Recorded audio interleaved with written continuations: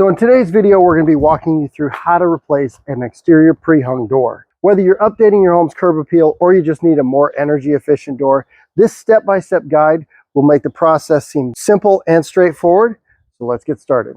Start by opening the door and taking off any weather stripping, screws, or trim around the edges. This will make it easier to work around the frame. Then we'll take the door off the hinges and set it off to the side.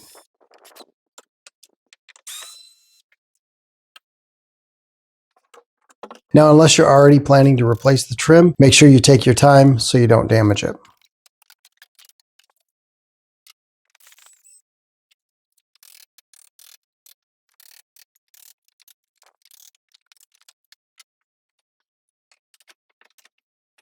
Now it's time to remove the trim around the outside of the door. Use a utility knife to cut along the edges to break any caulk or paint seal that might be holding it. Once you've cut along the edges, remove any screws that might be holding it in place, and then use your pry bar to gently pull the trim away from the wall. All right, so now that our rough opening is out, we want to go ahead and take our level, check and make sure it's still plumb, and look for any imperfections. So if you got gouges in it, if it's just dirty, we need to clean it up because we're going to put flashing tape on here. It's not going to stick if you get a bunch of stuff in there. So protruding nails, nail those in, but just try to clean it up and get it ready for the flashing tape. Now, once I've got the door out, I also want to just verify I got the right door. So we want to measure from here to here, and this is, I got a 36 by 80 door, so this should be probably about 38, around 38 and around 82 from the top to bottom. So let's just check it out here. Yep, 38.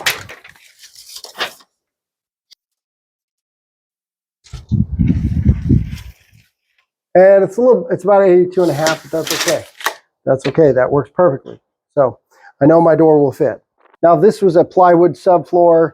I would actually start with a piece of flashing tape across the bottom that would run up 6 inches on each side. So start from here, go all the way across up to here. Now the reason you run it up on the sides is just to make sure you don't have any gaps in the corners, because if you cut it here and here, there's a very good chance you're going to have a little gap. But since this is concrete, we're going to do this a little bit different, which I'm going to show you in a minute. But first, I need to get this flashing tape on the sides. Now, when installing the flashing tape, make sure you start on the sides. So when you put the top piece in, you can overlap each side by 3 to 4 inches.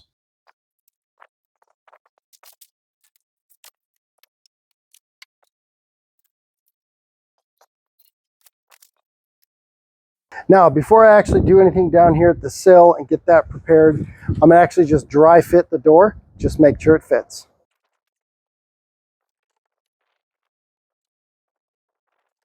And it looks like we're good, so we'll go ahead and get the sill plate done. Now, as I was saying earlier, if this were your standard subfloor plywood, hardwood of some type, I would just either be putting flashing tape down here on the bottom and running up the sides, or I would be putting in a sill pan. Now, the sill pan is becoming a lot more common, and it actually works really nice. But since it's not, I have to put some adhesive down, and I'm just using some liquid nails, heavy duty. Otherwise, you can use a concrete adhesive. Whatever works, but this is what works for me. So before I can do that though, I need to get this cleaned up.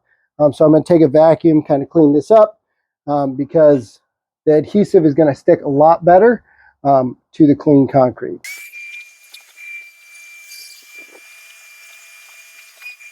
Now we can go ahead and apply a pretty liberal bead down here at the bottom.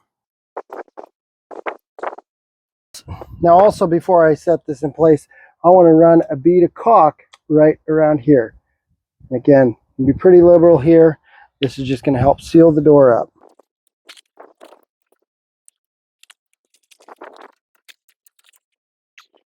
Now, before we set the door in place for the last time, you're going to have nails holding the door in place, or possibly even some kind of a plastic locking mechanism right here on the sides that just holds the door in place so that it doesn't open.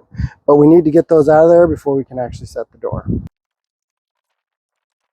Now, we always want to set the bottom first, and then we can adjust it later. So I know this needs to go over a little bit.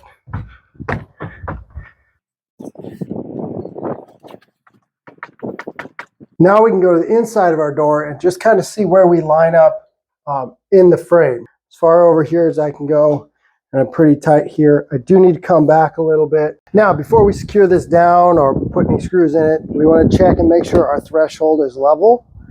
So just take your level, take a look, and it's not.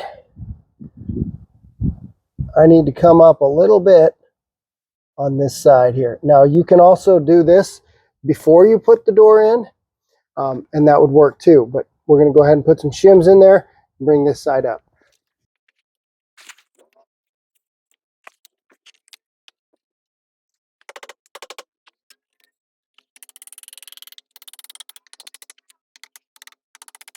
Now, once I got it centered in the opening where I want it, I'm going to take my brad nailer and I'm going to shoot down at the bottom. If you have a trim nailer, that would work too. With the door in position, use your level to ensure the door is plumb, starting with the hinge side. Next, remove one screw from each hinge and replace it with a 2.5-inch construction screw. Tighten the screw until it's flush with the hinge, but be careful not to pull the frame inward. Add shims just above each hinge until the frame is secure. Make any necessary adjustments to keep the door aligned. Repeat this process for each hinge, double checking that the door stays plumb throughout.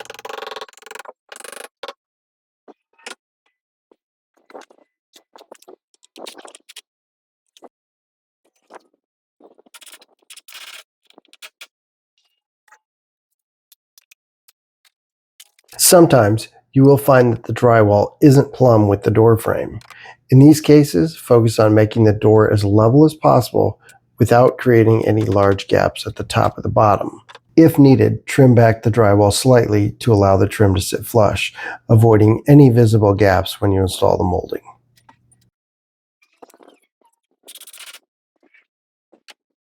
With the hinge side secure, move to the latch side and follow the same steps. Pull back the weather stripping and place the 2.5-inch screws behind it to keep them hidden. As you work, open and close the door to check the reveal and ensure proper alignment. If the door rubs against the frame, adjust by tightening the frame closer to the rough opening, or loosening it if there's too much gap. I recommend installing 3 screws on the latch side, aligning them at similar heights to the screws on the hinge side for even support. Thanks for watching, and if you found this video helpful, please hit the like button, subscribe, and click the notification bell so you don't miss any future videos. And let us know your thoughts on the video in the comment section below, as your feedback is very important to us. And stay tuned until the end to catch the final step.